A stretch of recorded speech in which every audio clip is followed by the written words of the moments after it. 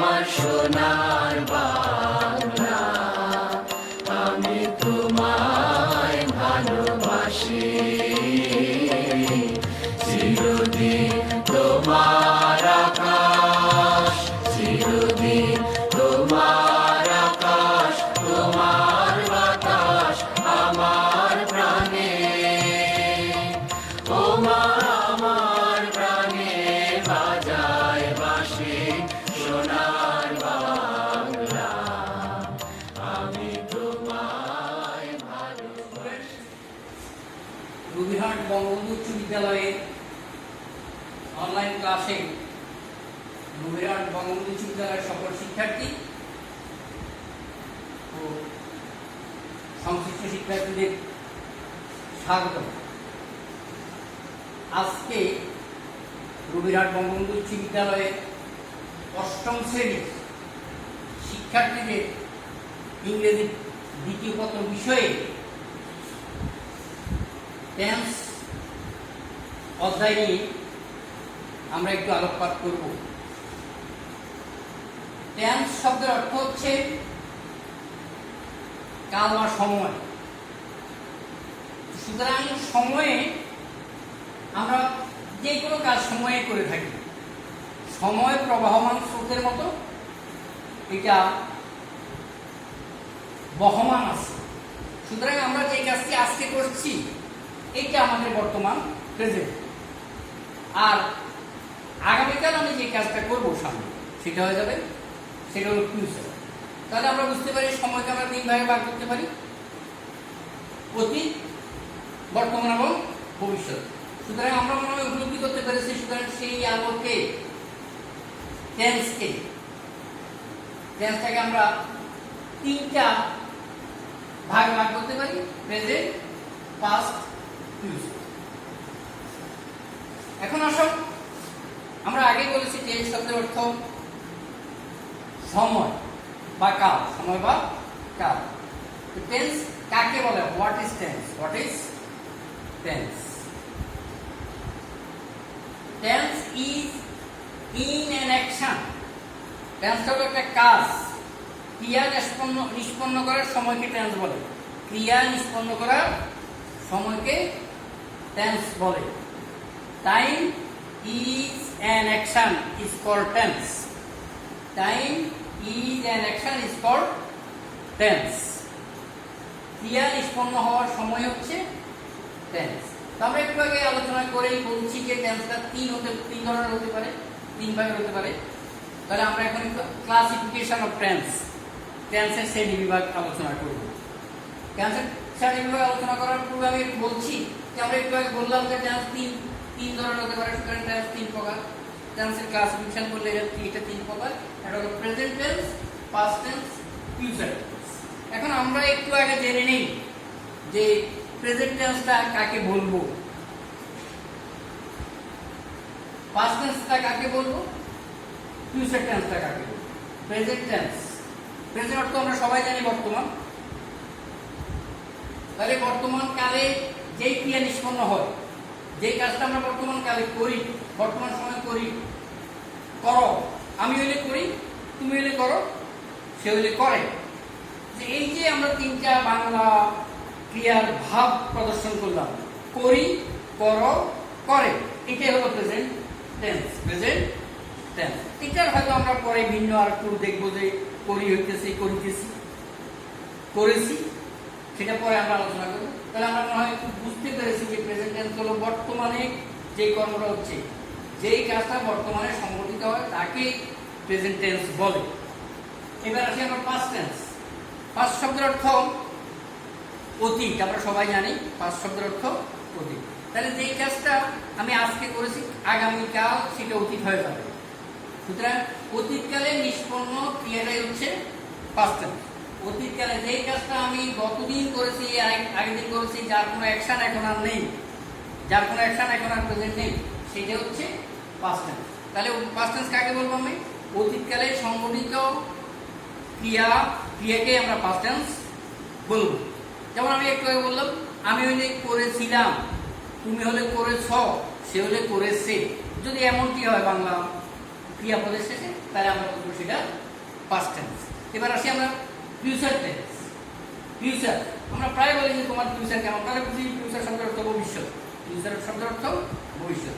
যে ক্রিয়ার কাজটা আগামী দিন আমরা সম্পন্ন করবো, আগামীকাল করবো, পরশু করবো, বা সামনে কোনো সময় করবো, আমার প্ল্যান প্রোগ্রাম আছে, এই যে আগামীতে যে ক্রিয়ার কাজটা সম্পন্ন হবে তাকেই আমরা প্রেজেন্ট ফিউচার টেন্স বলবো। ফিউচার টেন্স বলবো। তাহলে আমরা বলতে পারি একটু সাজিয়ে যে ভবিষ্যতে যে ক্রিয়া নিষ্পন্ন হবে তাকেই আমরা ফিউচার টেন্স বলবো।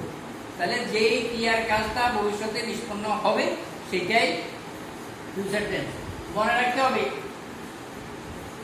পাস্ট এটা একটা ডেফিনিট বিষয়, কিন্তু প্রেজেন্টটা এবং ফিউচারটা অনেকটাই অনিশ্চিত। আগামীকাল করবো সেটা অনিশ্চিত ভবিষ্যৎ। মনে রাখবে যে ভবিষ্যৎটা অলওয়েজই অনিশ্চিত। তাহলে আমরা বলবো যে ভবিষ্যৎকালে যে ক্রিয়ার কাজ নিষ্পন্ন হবে তাকে ফিউচার টেন্স বলা হয়। ফিউচার টেন্স বলা হয়। ওই যে ওইভাবে যদি আমরা বলি, আমি যদি করি আমি আগামীকাল স্কুলে যাব, তাহলে যাব, আমি যাব, আর তোমার বেলা হবে তুমি যাবে, তুমি আগামীকাল স্কুলে যাবে, আর তার বেলায় হবে সে আগামীকাল স্কুলে যাবে, সে আগামীকাল স্কুলে যাবে। সেটা আবার ভিন্ন কথা আছে, ওই যে তোমার পার্সেন্টের বিষয়, first percent, second percent, third percent, সেটা আমরা পরে আলোচনা করবো পরবর্তী পার্সেন্টের ক্লাসে। যাই হোক, এই যা বললাম সেটা হচ্ছে present indefinite tense, present tense, past tense, future tense. এখন এই টেন্সগুলোকে আরো সূক্ষ্মভাবে প্রয়োগের স্বার্থে প্রত্যেক প্রকার টেন্সকে আবার 4 প্রকার ভাগ করা হয়েছে। এগুলোকে সূক্ষ্মভাবে বোঝানোর জন্য প্রত্যেকটা টেন্সকে 4 ভাগে ভাগ করা হয়েছে। যেমন প্রেজেন্ট টেন্সকে 4 ভাগে ভাগ করা হয়েছে: present indefinite tense, present continuous tense, present perfect tense, present perfect continuous tense.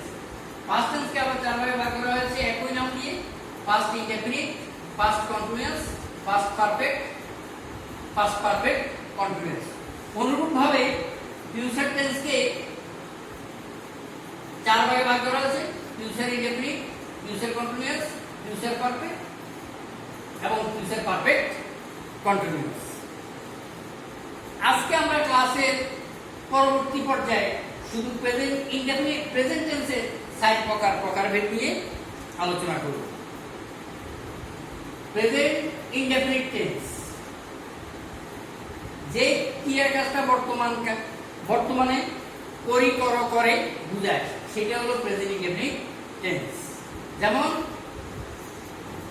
I read, আমি পড়ি, অর্থাৎ যে ক্রিয়ার কাজটা বর্তমানে হয় তাই হচ্ছে present indefinite tense. He reads, সে পড়ে, এটাও প্রেজেন্ট ইনডেফিনিট টেন্স। এখন একটু তোমরা হয়তো লক্ষ্য করেছো যে আই রিড হয়েছে আর ই এডি, I read, he reads, একটু ব্যবধান হয়েছে এখানে। রিডসটা কেন লিখতে গেছে মনে রাখবে, সাবজেক্ট কর্তা যদি 3rd পারসন সিঙ্গুলার নাম্বার হয়, সাবজেক্টটা যদি 3rd পারসন সিঙ্গুলার নাম্বার হয়, তখন প্রেজেন্ট ইনডেফিনিট টেন্সে ভার্বের শেষে এস বাই ইয়েস যুক্ত হয়। এই জন্য হির সাথে হি কর্তার সাথে রিড ভার্বের এস যুক্ত হয়েছে। এবার আসো প্রেজেন্ট কন্টিনিউয়াস টেন্স। ক্রিয়াপদের শেষে করিতেছি, হইতেছে, চলিতেছে, বলিতেছে এই জাতীয় বাংলা শব্দ যদি আসে তাহলে তোমরা বুঝে নিবে যে এটা প্রেজেন্ট কন্টিনিউয়াস টেন্স। তো present continuous tense present indefinite tense থেকে গঠনের দিক থেকে একটু আলাদা আছে, আমরা গঠন পড়াবো। গঠনের দিক থেকে একটু আলাদা আছে, সেটা হলো প্রেজেন্ট ইনডেফিনিট টেন্সের ভার্বের পরে ইজ, এম অথবা আর কর্তা অনুসারে সেই শব্দগুলো আসবে। তাহলে এটা হয়ে যাবে কি প্রেজেন্ট কন্টিনিউয়াস টেন্সে আই এম রিডিং, ভার্বের শেষে আইএনজি যুক্ত হবে, রাইট? ভার্বের শেষে আইএনজি যুক্ত হবে। He is reading, he is reading. এরপরে আসুন প্রেজেন্ট পারফেক্ট। প্রেজেন্ট পারফেক্ট হলো কোনো কাজ এইমাত্র শেষ হয়েছে কিন্তু এর ফলাফল এখনো আছে। কোনো কাজ এইমাত্র শেষ হয়েছে কিন্তু এর ফলাফল এখনো আছে। যেমন আমি যদি তোমাকে প্রশ্ন করি তুমি কি পড়েছো? হ্যাঁ স্যার আমি পড়েছি। তাহলে তোমাকে যদি আমি জিজ্ঞেস করি পড়া বলো তুমি পারবে, তার মানে তোমার পড়ার অ্যাকশনটা এখনো আছে। তাহলে এই যে আছে এইমাত্র শেষ হয়েছে ইউর অ্যাকশনটা এখনো আছে, ফলাফলটা এখনো আছে, সেটা হলো প্রেজেন্ট পারফেক্ট টেন্স। তাহলে সেক্ষেত্রে ওই যে গঠনটা পরিবর্তন হবে, সেটা হয়ে যাবে I have read, I have read, আমি পড়েছি, আমি পড়েছি, এইমাত্র পড়েছি। অথবা he has read, he has read, he has read. এরপর আসুন present perfect continuous tense. Present perfect continuous tense, present perfect continuous tense বলতে কোনো কাজ অতীতে আরম্ভ হয়ে এখনো চলছে এমন অবস্থা হলে প্রেজেন্ট পারফেক্ট টেন্স হবে আমি করিতেছিলাম, সে করিতেছিল, এই অবস্থায়। যেমন I have been reading, he has been reading। একটু এখানে লক্ষ্য করেছো যে আমি কিন্তু সাবজেক্ট আই এবং হি রেখে ভার্ব রিড শব্দ রেখেই কিন্তু স্যারটা কাজ করেছি। সুতরাং একটা বাক্য যেটা প্রেজেন্ট ইনডেফিনিট টেন্সে ছিল সেটা প্রেজেন্ট পারফেক্টেও আমি নিয়ে গেছি। সুতরাং তোমাকে এখান থেকে ধরে নিতে হবে তুমি কিভাবে টেন্সের ফর্মগুলো পরিবর্তন করবে, এক প্রকার টেন্স থেকে আরেক প্রকার নিবে। আমি এখন একটু তোমাদেরকে গঠনটা লিখে দিয়ে আজকের ক্লাস শেষ করতেছি।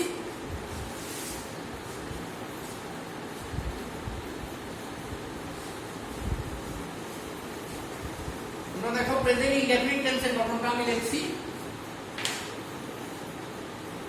আমি সংক্ষেপে যদি দিই PI present indefinite tense, PIT present indefinite tense, subject class root verb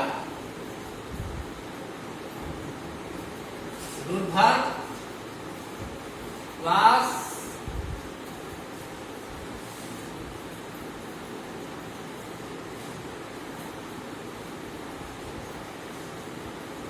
object।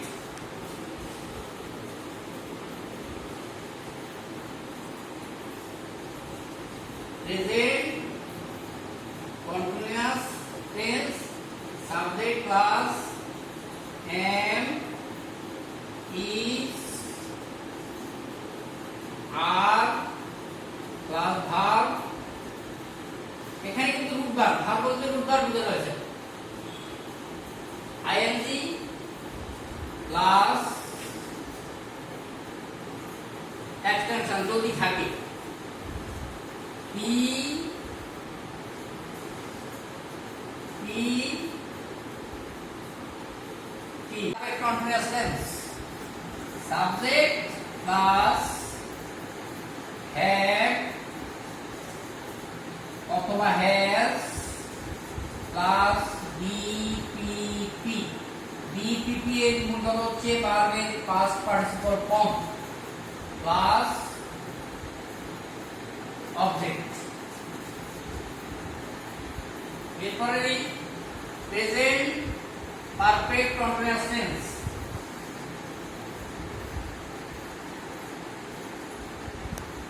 এর গঠন হচ্ছে subject plus have been,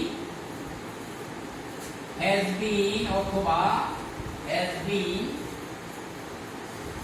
plus verb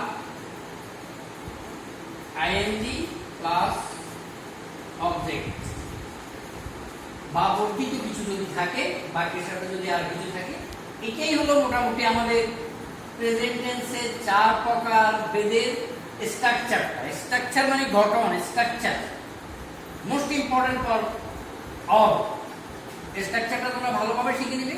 আমরা কিন্তু একটু আগে যে এক্সাম্পলগুলো দিয়েছি আই রিড, হি রিডস, ওখান থেকে 4টা ফর্মে নিয়েছি এবং ওই ফর্মগুলো এই স্ট্রাকচারের আকারেই আমরা পরিবর্তন করেছি প্রেজেন্ট ইনডেফিনিট থেকে প্রেজেন্ট পারফেক্ট কন্টিনিউয়াস টেন্স পর্যন্ত। সুতরাং সবাইকে ধন্যবাদ জানিয়ে আমার ক্লাস আজকে এই পর্যন্ত। ভালো থাকো, সুস্থ থাকো।